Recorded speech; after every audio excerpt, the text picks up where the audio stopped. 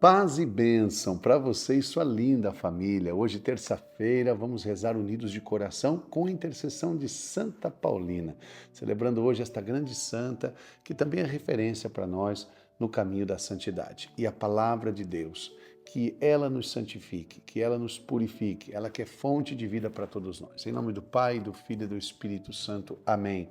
Vinde, Espírito Santo, enchei os corações dos vossos fiéis e acendei neles o fogo do vosso amor. Enviai o vosso Espírito, e tudo será criado, e renovareis a face da terra. Oremos. Ó Deus, que instruíste os corações dos vossos fiéis, com a luz do Espírito Santo, fazei que apreciemos retamente todas as coisas, segundo o mesmo o Espírito, e gozemos sempre da sua consolação. Por Cristo, Senhor nosso. Amém. A leitura de hoje é o Evangelho de Jesus Cristo segundo São Mateus, capítulo 9, versículos de 32 a 38.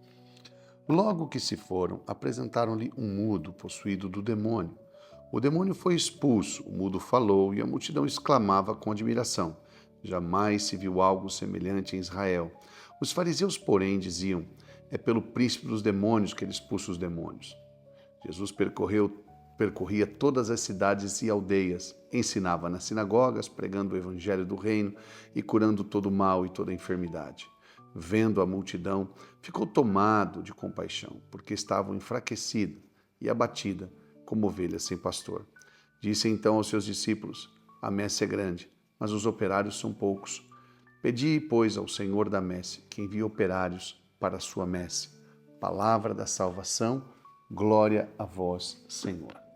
Bom, você talvez pode estar perguntando assim, mas Rodrigo, quanta dureza do coração dessas pessoas, né? Jesus está curando e eles estão falando que é pelo demônio. Jesus está ensinando a palavra de Deus, eles estão falando que Jesus é um blasfemador, é um transgressor. Jesus está expulsando o demônio e eles estão falando que é pelo príncipe dos demônios que ele está expulsando. Que dureza é essa? De onde vem tamanha dureza?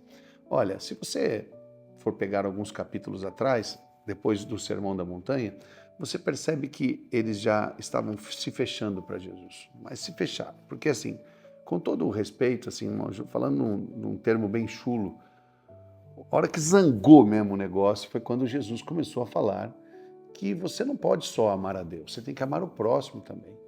Você não pode só querer viver uma religião apegada em leis, você tem que praticar, você tem que ser verdadeiro. Então foi quando Jesus começou a falar da importância do amor ao próximo. Foi quando Jesus começou a falar que não é sobre cumprir leis, é sobre dar a vida pelo irmão. É sobre você olhar para aqueles que são de Deus. Bom, quando lascou mesmo tudo, foi quando Jesus começou a falar que a salvação não era só para os judeus. Ele curou a mulher hemorrágica, impura, sendo tocado por ela. Imagina que ele curou uma pagã, a Cananeia, na verdade a filha dela, né? Que também passa por ela a cura. A mãe que estava aflita, que pede pela filha, uma pagã da Ciro-Fenícia, uma cananeia. E Jesus curou a filha dela. Então quando Jesus começa a distribuir graças para outras nações, para pagãos, como por exemplo, ouvindo o centurião, que era romano, e curando o servo dele. Quando Jesus começa a dizer que é preciso se abrir ao outro, aos samaritanos. Quando Jesus começa a dizer que o próximo não é só o da minha tribo. Então aí eles se fecham, eles não aceitam, eles estão endurecidos. A ponto de Jesus falar, os seus odres estão velhos e vocês querem pôr vinho novo? Não vai dar certo. Então eles se fechavam. Eles se fecharam tanto para Jesus a ponto de querer humilhá-lo, que foi o evangelho de domingo, dizendo que ele é o filho do carpinteiro. Não está aqui entre nós a sua mãe? Não é o carpinteiro ele, não é? Não está aqui entre nós? Não está aqui sua mãe, seus irmãos, seus parentes? Ou seja, querendo desqualificar a Jesus. Isso é muito triste. Desqualificar e desprezar Jesus, contanto que isso ia enfraquecer o Senhor. Achando que a morte na cruz o aniquilaria? Não, pelo contrário. Jesus se tornou então ainda mais forte e na sua morte de cruz nos deu a redenção, pagou o resgate, o alto preço, nos perdoou, o Cordeiro imolado que se deu em resgate por nós, o Cordeiro que derramou seu sangue inocente para nos perdoar e assim na sua ressurreição nos deu a vitória. Venceu o pecado, o diabo, o mundo, venceu todos os males, as trevas, a morte e nos concedeu a eternidade. realmente Jesus é sensacional, é transformador poder dizer isso para você e como é bom poder aceitar. Você aceita Jesus como Senhor da sua vida ou vamos endurecer o coração também para Ele, né? Quantos ainda têm o coração endurecido a Jesus? Talvez pelos seus ensinamentos, né? Talvez porque Ele ensina a verdade e é tão difícil viver isso, é estreito, né? Talvez porque a gente tem que realmente fazer renúncias e realmente mudar nossas atitudes. Então, por isso muitos ainda o recusam. Muitos ainda querem dizer que Ele não existe, que Ele não é Deus coisa nenhuma, mas na verdade a gente sabe que é. É bom a gente ser humilde e se entregar a Jesus. Então, na leitura de hoje, mais uma vez, ele vê o povo fraco, abatido, como se fosse ovelha sem pastor. E a ovelha sem o pastor, você sabe que ela se perde, ela se torna vulnerável, ela não come direito, ela come qualquer coisa, então passa muito mal. A ovelha não enxerga muito bem, sem pastor ela perece, ela fica fraca. Ela não sabe onde é o lugar mais ideal, mais fresco, a água boa, ela não sabe qual é a comida adequada, então ela vai se tornando muito doente. E assim Jesus vê o povo doente. Olha, sinceramente, hoje nós vemos os noticiários, a gente vê alguém dizer assim, o motorista estava lá, o cara discutiu com ele, deu um tiro nele, matou ele ali na briga. A gente vê filhos matando pais, nós vemos a covardia de esposos e esposas se deixando, largando-se, né? Como se em busca de uma felicidade, de um conforto apenas, né? De uma situação mais confortável para si mesmo, sem pensar em filhos, em sacrifício, sem pensar nos sacramentos, sem pensar em Deus, sem pensar até mesmo no plano de Deus para a família. Então, quando você vê as pessoas dizendo assim, o importante é ser feliz, você vê que elas estão realmente como ovelhas sem pastor abatidas. Mas nós temos o pastor, mas é preciso que nós, como ovelhas, estejamos no seu redil. Então, por isso que esse povo está com o coração tão endurecido, dizendo que Jesus, olha, ele cura o mudo, expulsa o demônio do mudo, estava possuído, o mudo fala, e a multidão exclamava, jamais vimos algo assim em Israel, ele é maravilhoso. Mas os fariseus, porém, diziam, é um príncipe dos demônios, ele expulsa os demônios pelos demônios. Mas Jesus não se deixava abater, ele percorria cidades e aldeias, ensinando nas sinagogas, libertando as pessoas e curando de todo mal. Que Jesus hoje possa encontrar no seu coração, não um coração duro, resistente, mas um coração aberto, dizendo assim, Senhor, Tu és o Cristo, o Messias, que deveria vir e veio e voltará.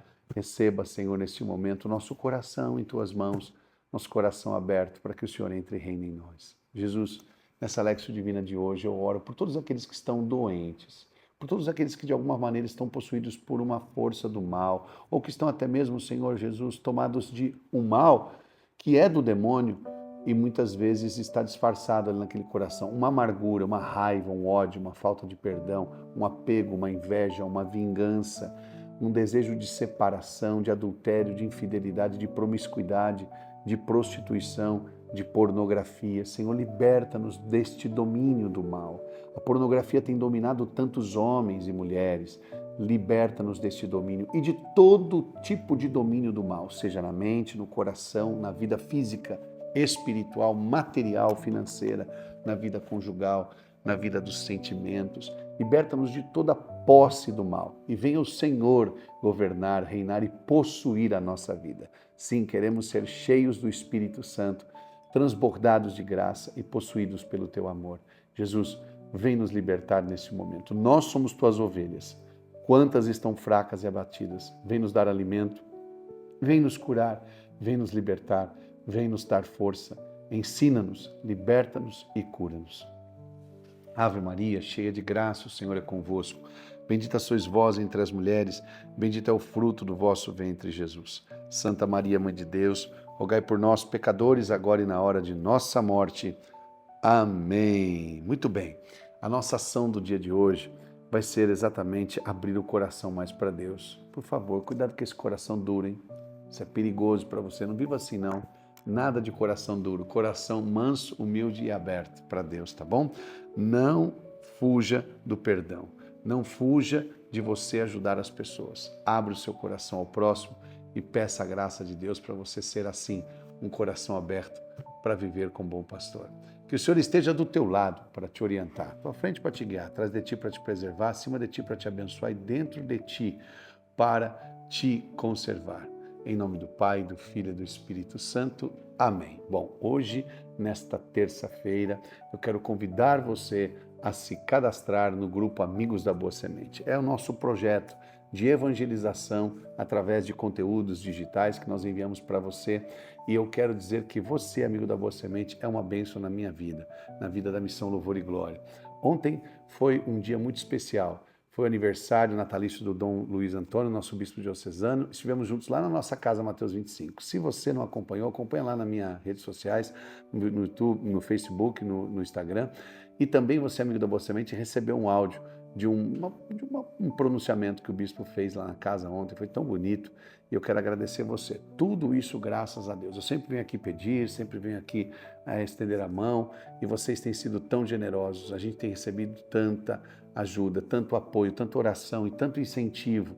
Ontem um homem disse, através de uma mensagem que enviou para o nosso grupo do WhatsApp, ele dizia assim: olha, a minha vida começou a mudar ouvindo uma pregação sua e tem mudado de lá para cá.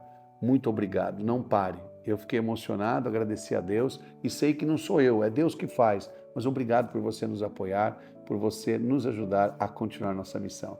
Este mês de julho vamos a tantos lugares, vamos a tantos estados e você nos ajuda, não só a evangelizar, como também nas nossas obras sociais.